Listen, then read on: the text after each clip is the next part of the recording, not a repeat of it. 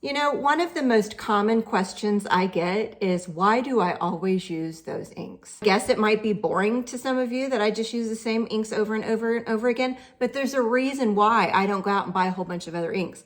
There's a reason why I only use these colored ink pads, and I'm going to tell you why right now.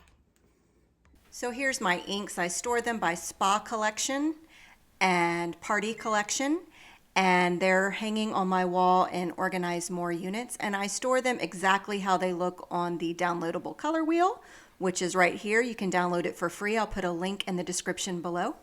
And all I did was print them and laminate them back to back, so it would be nice and sturdy.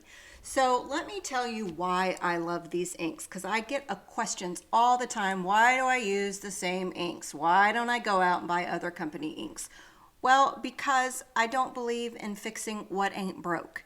And I love these inks ever since they have been released. These have been the only colored inks that I use, not because other ones are crap. It's just because I really, truly love these inks by Catherine Pooler. So I'll go into the stamp sets in a minute and show you some fun ways you can swatch them if you're into swatching. But one reason I love these stamps is because they are fabulous for solid inking. Fabulous, fabulous, fabulous. They don't go on splotchy. If they are splotchy, which is what I'm showing you here on the first sample, then you might simply need to re-ink your ink pad. These are not felt pads, these are foam pads. They're incredibly juicy. I absolutely love them, and I just love how you can do solid stamping, which was really a struggle in the market for a very long time. So let's go over some other ones. So in addition to solid stamping, these are great for ink blending, and this is what I call swinking. It was actually a word vomit. I was talking too fast, and ink swiping and inking kind of collided, and thus swinking was born. I actually have a whole video on my channel dedicated to all kinds of swinking techniques. If you want to take a look at it, I will link it in the description below for you. They are also water reactive, so I'm just flicking on some water I have in a cup off screen, and I just love how, you know, you can create some really fun patterns and stuff. And also, this is a great trick if you maybe over blend too much, or you've got like a big splot of ink in the middle or something. Flick a little bit of water on there. Little dab will do ya, and it'll clear that right up. You can also heat emboss with these inks, which is a wonderful technique that you do not get out of other dye inks. I do not believe that I have tried in the past anyway. Because these inks stay wet a little bit longer, you can heat emboss with them. So think of all the heat embossed colored images you can get with these inks. And then do a bunch of heat and resist techniques, and got lots of things you can do. All right, let's do some basic ink blending here. This is so funny. The screen, the little tripod that I film on was shaking, I noticed, so I'm actually like have my chin up to it, and I'm trying to hold my chin against the thing here so it'll stop shaking while I ink blend. Anyway, you don't care. But anyway, these blend absolutely beautiful. I just use the same blending brush and I just clean it off on a rag in between.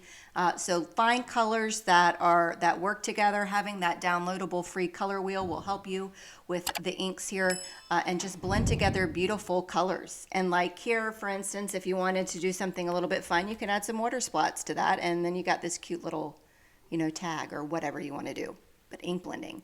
All right, so if you are into swatching or organizing or labeling your stamps or whatever, then this last release that they had is for you. Now, this is a stamp set. It's called the Color Swatch Stamp Set. I'll show the whole thing in just a second here.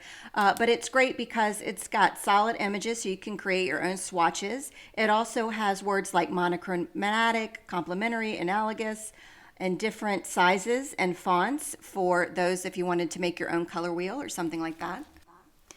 I'm focusing on creating some swatches here, so that's what I'll be doing. And then I'll also be using the Party Color stamp set and the Spa Color stamp set, which basically has the names of all of the ink colors. So, just saying. So at this point, I stamped 4 colors, and I just grabbed the colors that are on the color wheel because that's how I organize my inks, and I know they all go together. And if you were creating like using layered stamps or something, then this is amazing. So I just inked it up. I went ahead and stamped the names of the stamp. let's try that again. I stamped the names of the ink pad, and then I used the little die cut that I had that just, it comes in a bunch of different sizes, but this is the one that suited what I would use, and I created a little swatch sheet. So I'm going to do it again. Now here I did greens, and I stamped Garden Party not on the swatch of Garden Party. Like, I think I was too engrossed in my Dateline podcast that I was listening to, so I had to do it all over again. So this time I just went ahead and stamped the names of the ink colors, and now I'm going in and stamping the ink colors right on top. Bada bang, bada boom, you know, whatever. And at that point, you can create a square. If you don't have any dies, just use a scissors or a trimmer or whatever and create a square. And but anyway, these are the little swatches I had. Now that little oval one, that's a cute little die set. It comes with just 2 little dies, and it looks like an ink pad, doesn't it? Isn't it cute? Why do I only use these inks when there are so many others out there? Because in my opinion, these are the best, and I only like the best. Thanks for watching.